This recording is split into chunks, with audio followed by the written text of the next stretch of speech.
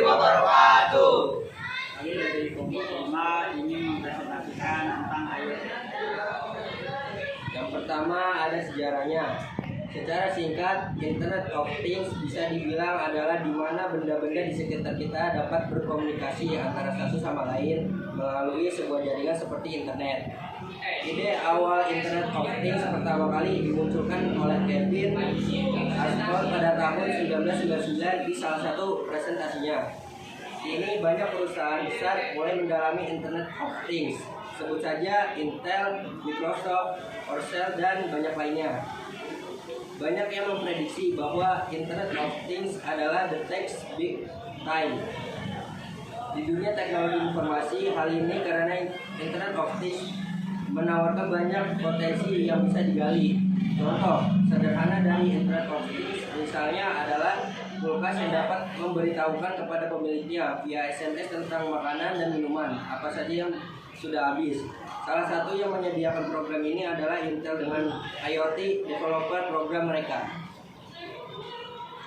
Untuk pengertiannya sendiri, Internet of Things adalah sebuah konsep yang terhubung dengan perangkat sebagai media komunikasi berbasis internet. Dengan adanya IoT, seorang user dapat saling terhubung dan berkomunikasi untuk melakukan aktivitas tertentu, mencari, mengolah, dan mengirimkan informasi secara otomatis.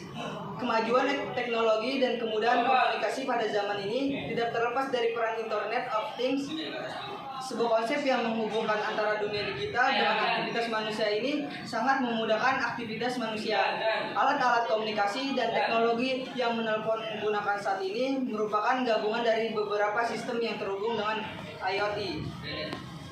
IoT memiliki keuntungan, di antaranya yaitu 1. Efisiensi energi. Hal ini lantaran IoT bisa meningkatkan efisiensi aktivitas perusahaan serta mengurangi biaya produksi dan konsumsi energi. Yang kedua ada hemat biaya. Jaringan IoT juga dapat bantu pekerjaan yang kompleks sehingga bisa mengurangi pengeluaran biaya SDM.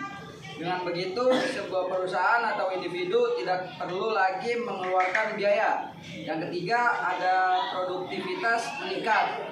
Dengan adanya sistem kerja yang kompleks seperti penggunaan sensor, konsep ini akan memudahkan user untuk memberikan perintah dan melakukan aktivitas. Lalu berikutnya ada cara kerja IoT. Ada 3 komponen utama yang berperan penting dalam proses kerja IoT, yaitu sensor, gateway, dan call. Sensor yang digunakan pada konsep ini dapat berupa sensor gerak, sensor cahaya, dan jenis sensor lainnya. Tujuan dari penggunaan komponen ini adalah untuk mengumpulkan data dari objek-objek fisik yang terhubung dengan jaringan internet.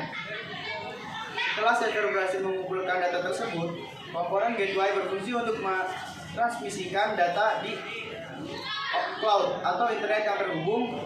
Gateway ini di sini juga dapat memproses serta melakukan tindakan otomatis terhadap data yang ada, seperti mematikan atau menyalakan perangkat yang terhubung. Adapun komponen IoT, 1. Sensing dan embed. Sensing adalah komponen penginderaan pada IoT, sedangkan embed adalah komponen tertanamnya. 2. Konektivitas. Komponen konektivitas di dalam IoT berfungsi untuk menggabungkan perangkat sensor, aktuator, dan cloud untuk menghasilkan suatu tindakan. 3. IoT data analisis. Berfungsi sebagai komponen yang melakukan analisis terhadap data analog yang diterima oleh sensor. 4. Perangkat dan interface. Tampilan yang akan dilihat melalui suatu perangkat yang akan menjadi alat kontrol IoT bagi pengguna. Penerapan IoT diterapkan dalam bidang energi untuk bentuk pengawasan dan pengendalian terhadap penggunaan suatu energi.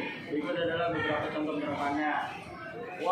Smart grid. Teknologi ini merupakan gabungan antara teknologi komunikasi dan informasi yang dihubungkan dengan software untuk memiliki kendali atas sistem tenaga listrik. Dalam penerapannya, smart grid menggunakan teknologi sensor dan meter grid. 2. Monitoring kualitas udara. IoT digunakan untuk memantau kualitas udara seperti kadar partikulat, konsentrasi gas, dan suhu. Pemantauan tersebut Gunakan sensor, gateway, server, and cloud storage. Dengan sensor kualitas energi, suatu daerah dapat terdeteksi secara real time sehingga dapat langsung menginformasikan mengenai keadaan tersebut. IoT juga mempunyai manfaat, diantaranya yang pertama efisien operasional. IoT dapat meningkatkan efisien operasional dalam berbagai bidang. Kedua, peningkatan kualitas hidup. IoT dapat meningkatkan kualitas hidup melalui berbagai aplikasi yang berfokus pada kenyamanan, kesehatan, dan keamanan. Yang ketiga, analitik dan pengambilan keputusan yang lebih baik dengan mengumpulkan data secara terus-menerus dari perangkat terhubung. Dampak positif dan negatif IoT. Dampak positif yaitu kelestarian alam, kesehatan terjaga, meningkatnya produktivitas dan keuntungan. Dampak negatifnya ada menambah pengangguran, meningkatnya kejahatan, ketergantungan. Sekian dari kelompok kami. Kurang lebihnya mohon maaf. Wassalamualaikum warahmatullahi wabarakatuh.